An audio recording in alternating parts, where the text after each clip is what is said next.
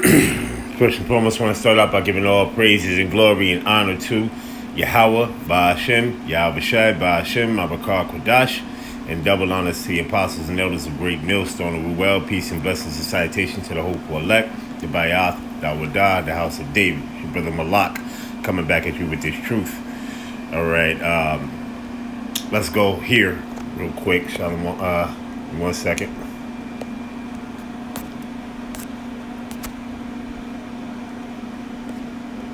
Turn this up a little bit. All right, let's go here. So this, I put in famine and starvation, right?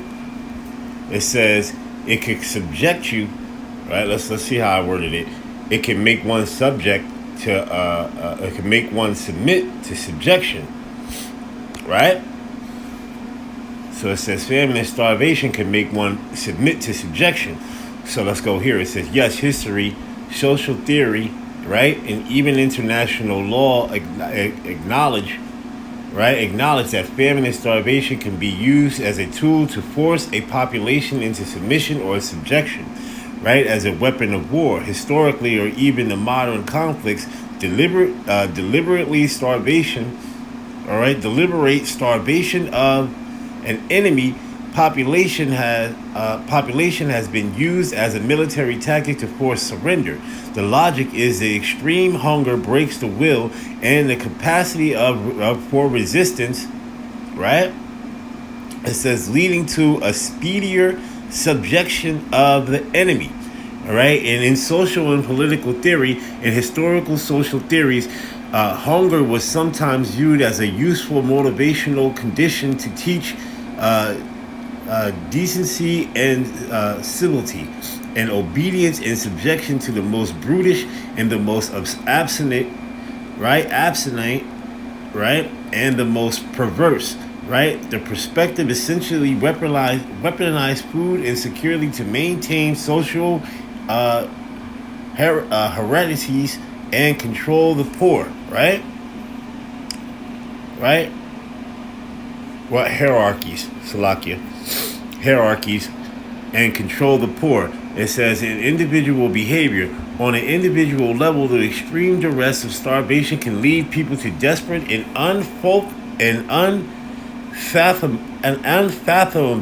unfathomable behaviors, right, including submission to authority or demands they would otherwise refuse in order to survive.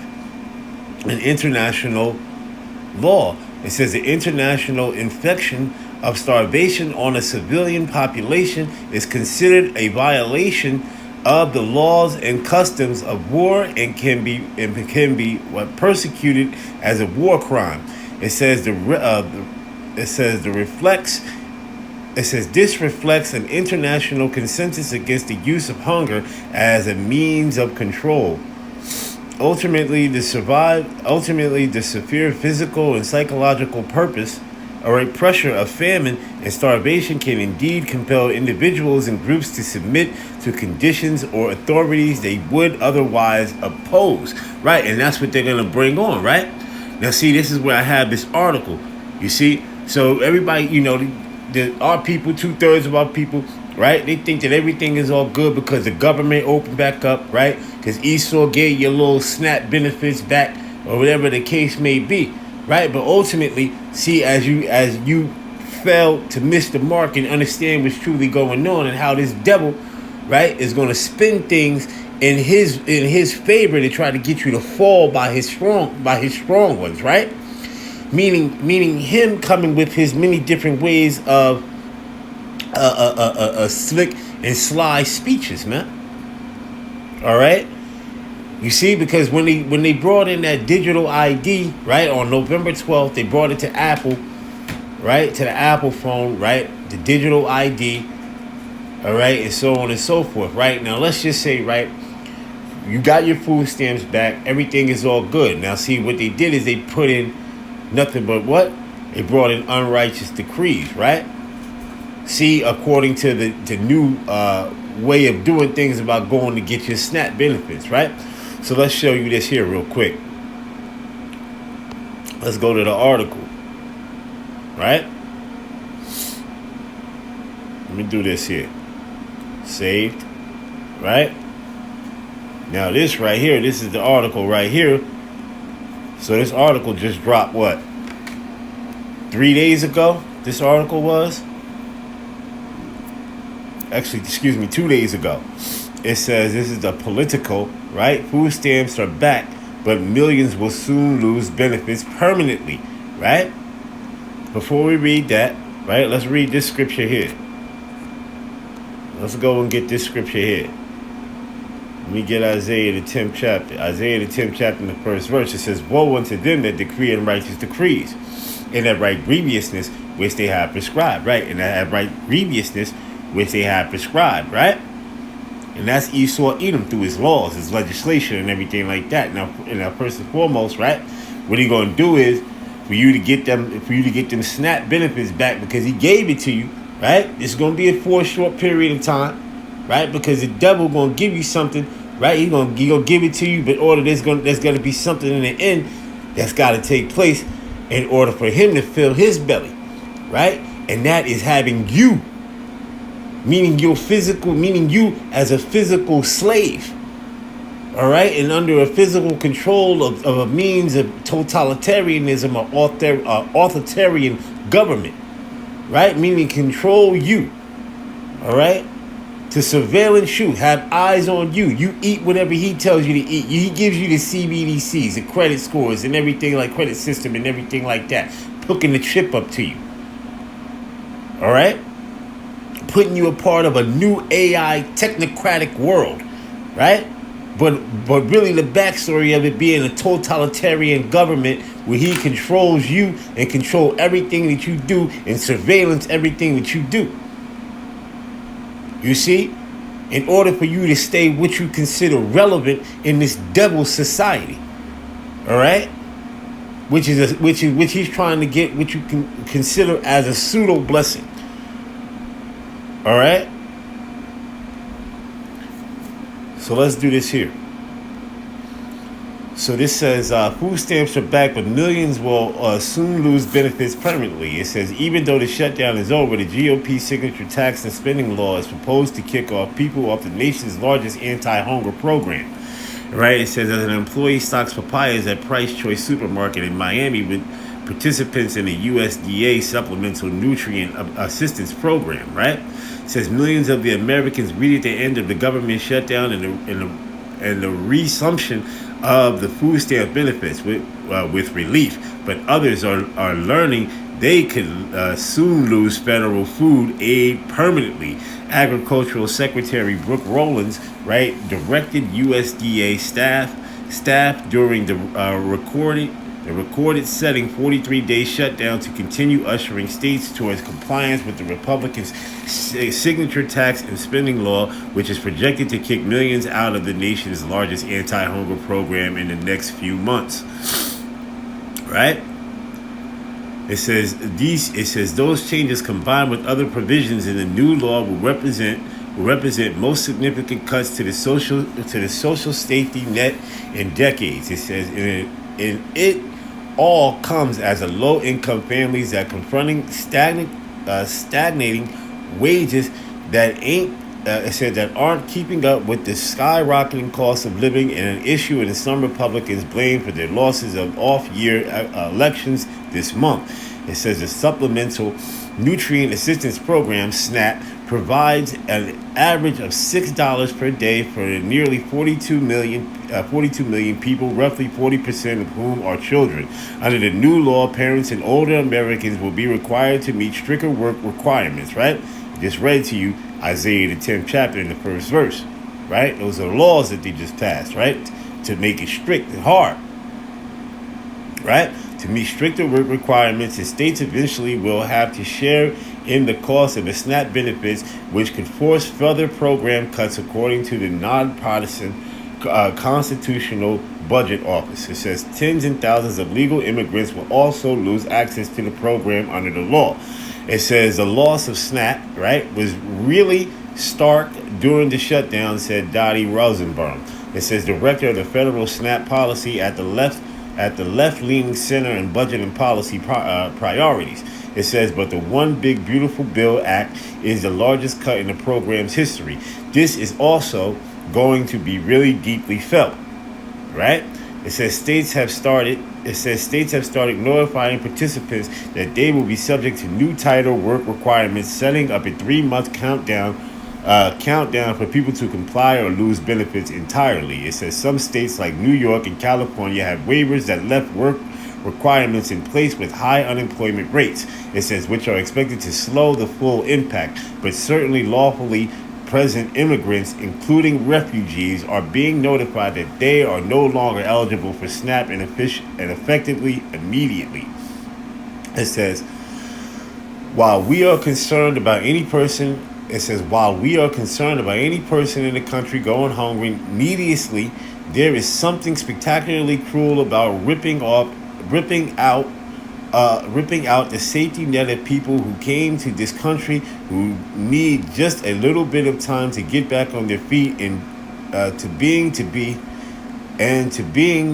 be able and begin to be able, Salakia, to contribute economically to this country. It says Naomi Steinberg, Vice President of Policy and Advocate of Haas Tiny Top, right? A Jewish nonprofit that assists refugees and asylum seekers, right? It says Haas estimates that the SNAP changes will cut benefits for roughly 250,000 refugees and other humanitarian visa holders. It says Rollins has also indicated that she may press for current SNAP participants to reapply, and despite existing requirements, and the participants roughly certify their incomes and other factors that determine eligibility. It says the new plan can add red tape that will make it more difficult to get benefits. It says the USDA's Food and Nutrient Service issued new guidance in October and in November during the shutdown on how to comply with the tightened work requirements and follow the changes in the law. But some states are still struggling to interpret it. In California, where more than 5 million people use SNAP, California Department of Social Services Director Jennifer Torah, it said in a recent webinar, it says that the state is still working through the new guidance. It says this is a priority for us, Torah said. It says we will move forward compliance with the FNS guidance while also balancing the need for accuracy and clarity, right? It says millions of low-income families will also lose access to Medicaid in the next few years when stricter work requirements and other changes for the program kick in. It says Republicans' tax and spending law has made certain legal immigrants, including refugees, ineligible for the Affordable Care Act subsidies. Right? It says, and the Trump administration is working on a new public charge regulation that could deter millions of lawful present immigrants from participating in federal safety net programs. Right? It says as low income people struggle to pay utility bills and make rent, and many fall back on their charitable food network to help pay for groceries, but food banks and pantries are still scrambling to recover the nearly $1 billion in federal funding cuts early this year, and from the chaos resulting from the pause of the SNAP benefits during the shutdown. It says during the week of October 27th, food banks purchased 325% more food through Feeding America's grocery purchase program than during the same time last year, according to the nonprofit. It says Matt Jaworski, who was Rethink Food, a charity meal organization in New York City, said the organization increased the number of meals and provided between 40,000 and 50,000 per week to 120,000 during the shutdown. It says it could not be worse, Jaworski said. This is just like what's to come. This is bad, but OBBA is permanent, right? It says with hundreds of thousands of refugees and other immigrants bracing to be kicked off of SNAP, some refugee resettlement organizations are offering more emergency food options to help fill the hole. It says we have a truck and we have a warehouse and it has made sense. It said Laura Thompson. It says executive director of Homes Not Borders, a Washington nonprofit that assists nearly arriving refugees. Her group is now focused on food security. All right, she says that the OBBA changes will affect roughly 20,000 refugees in the Washington area, and still private sector and nonprofit contribute won't be enough, right? It says won't be enough when the SNAP changes go into effect, full effect, according to the Feeding America, right? It says SNAP provides 9 meals for everyone provided by food banks. All right, so I'm not going to read the rest of that. That's just pretty much done, the articles, right? So let's go into some scriptures, right? Let's go into the book of 2nd Ezra. Right? 2nd Ezra, the 9th chapter and the 1st verse. It says, he answered me then and said, measure all the time diligently in itself. And when thou seest parts of the signs pass, which I have told thee before, then shalt thou understand that this is the very same time when the highest will begin to visit the world which he made. All right? Therefore, when there shall be seen earthquakes and uproars of the people in the world, then shalt thou well understand that the Most High spake of these things from the days that were before thee, even from the beginning. Right? It says, for like as all that is made in the world have a beginning and the end is manifest. Right? So the end is manifest, right? So we see what's going on. There's a lot of things going on. We in the latter days, right? As you can see, this man is about to really bring forth his what? His new world order, right? So let me go here to the book of Psalms real quick. Book of Psalms. All right, Psalms, the 10th chapter, and the 3rd verse. It says, for the wicked boasteth of his heart's desire, and blessed the covenants whom the Lord abhorreth. Right? Let's jump down here. It says, his mouth is full of cursing and deceit and fraud, and under his tongue is mischief and vanity, right?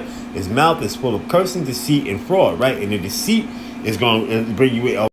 See here, you take this chip, everything is going to be good, right? Because that's what they're going to push it off to be, right? The RFID microchip, the mark of the beast, man, right? To get you hooked up into what? A technocratic world, right? A world of technocracy, right?